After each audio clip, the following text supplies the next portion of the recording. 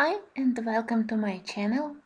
I got a question about what is my favorite medium to use in coloring books, and I realized that my favorite technique is mixed media, where for one picture I use several various mediums, and I think that almost all of my favorite finished pictures are made by using mixed media. So that's why I decided to film my top 10 mixed media finished pictures. And let's start from the mermaid from Anastasia Koldereva book. It's a huge picture, and here I mixed various watercolors for the background. I hope that you can see that pearlescent green and blue watercolors which I used around the mermaid. For the fishes I used regular office highlighters, and on the tail of the mermaid I used bronze and copper acrylic paints, so in real life it's very shiny. Unfortunately, on camera it's always very difficult to catch this beautiful pearlescent glitter or interesting metal shining which you can often get when you use mixed media. And I think that main reason why I love mixed media so much and why in my top list there are so many mixed media pictures, it's because of this difference of textures, and they really help to create interesting effects. Here in the book of Lenka Filonenko, for the background I used regular and pearlescent watercolors, but watercolors they are transparent, so background looks quite light. I hope that you're able to see that delicate pearlescent pink shining on top of the ultramarine blue. But for magnolia I used opaque acrylic paints, and in this way, with this difference of textures, with transparent watercolor background and opaque acrylic magnolias, you can easily see that magnolia it starts to pop up, and I really love this effect. I also tried to support magnolia color by using a little bit of pearlescent pink watercolors, but also dots of Posca pen, and it's another mixed media to use. Also for the background I added small circles using Neocolor crayons. It's because I wanted to add a little bit of yellow, and Neocolors are very helpful. It's another of my favorite mixed media tools.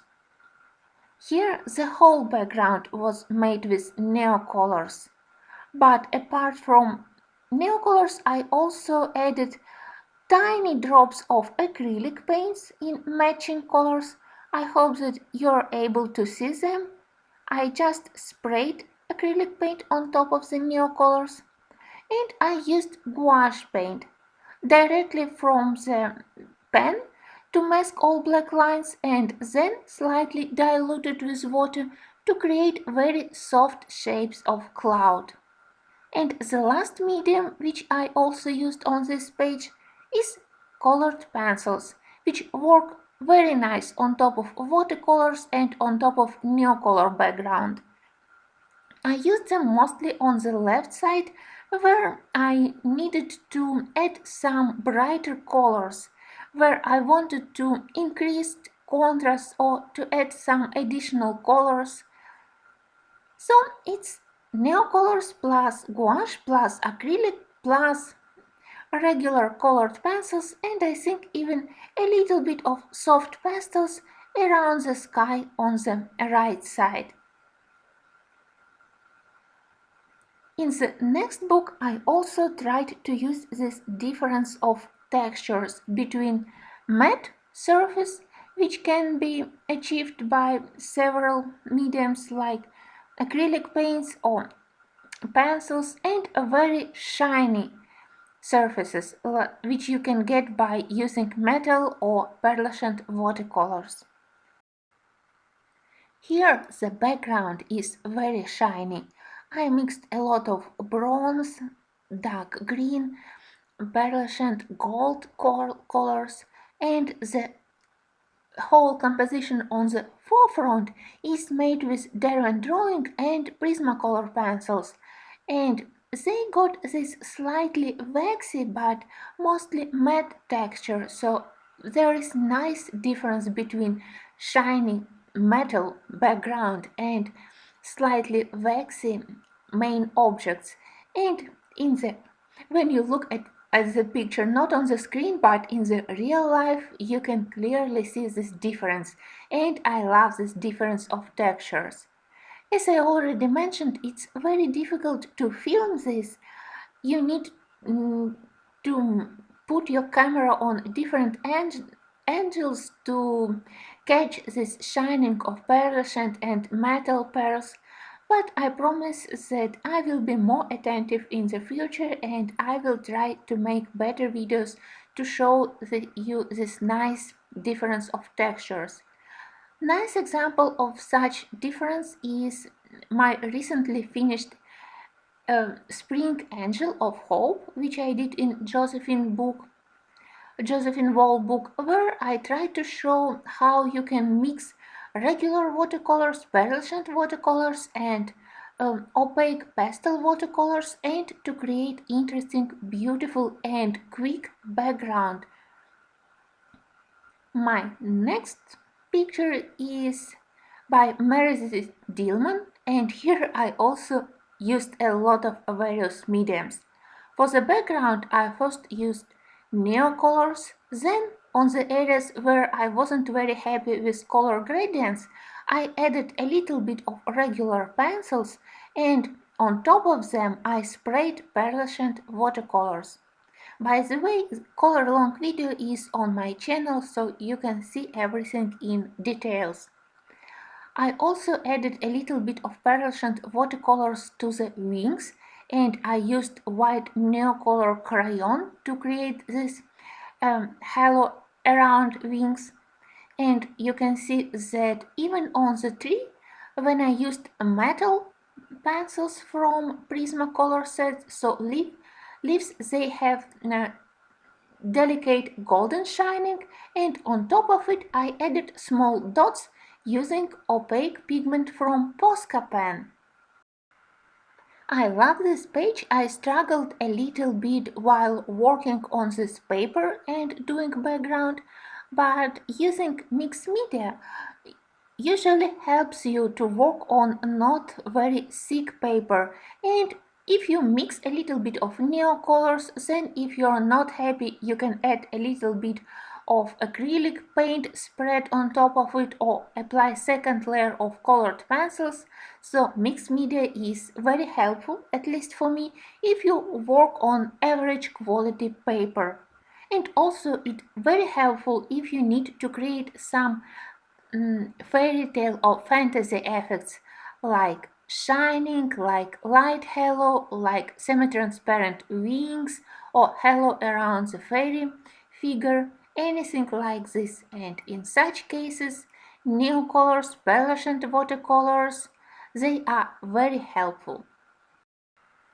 Another reason why I love mixed media so much is that various paints allow me to mask details on the picture which I don't like, and they also allow me to draw some details which I want to add to the initial picture.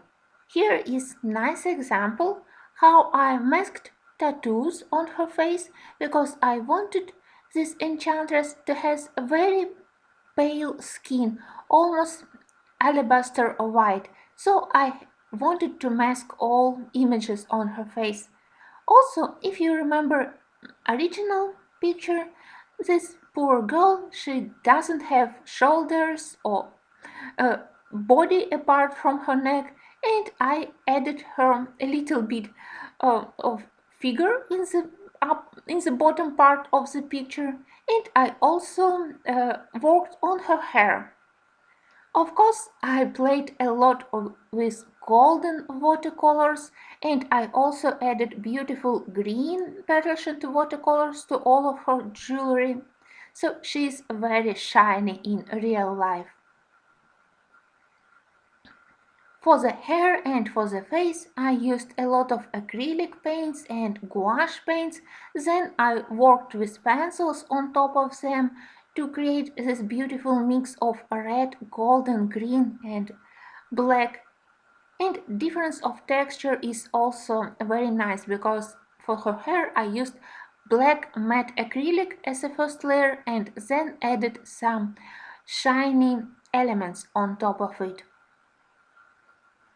I am very proud of this portrait and I am glad how I managed to mask all tattoos on her face which I totally disliked. For the next project I specially tried to use as many mediums as I was able. I have video on my channel how to color one page with at least 10 various mediums. I will leave you a link to it. Here I used watercolors, acrylic paints, gouache paints, graphite pencils, Prismacolor pencils, Derwent drawing pencils, and you can clearly see again this not only difference in colors where everything apart from the lighthouse and village is very uh, is colored in dull colors and only village is bright, but also difference in textures because village and lighthouse they are colored with Prismacolors and they are shiny with their wax coverage. It would be totally impossible to create similar image without using so many various mediums with pencils only, and that's why I say that all my most interesting pictures were made using mixed media.